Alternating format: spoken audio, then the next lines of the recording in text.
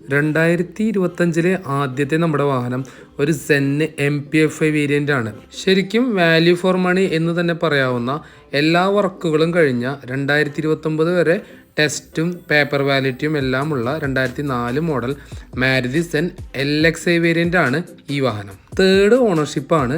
എടുത്തു പറയേണ്ട മറ്റൊരു കാര്യം, ഇതിൽ വേറെ ആക്സിഡൻസോ റീപ്ലേസ്മെൻറ്റ്സോ സംഭവിച്ചിട്ടില്ല എന്നുള്ളതാണ്. ബോഡിയിൽ കാര്യമായിട്ടുള്ള ഡാമേജസ് ഒന്നുമില്ല. ബോണറ്റിൻ്റെ കോർണറിൽ ചെറിയൊരു ഡെൻറ്റ് മാത്രമാണ് നമുക്ക് കാണാൻ സാധിച്ചത്. ഓൾറെഡി പെയിൻറ്റ് പോളിഷ് എല്ലാം ചെയ്തിട്ടുണ്ട്.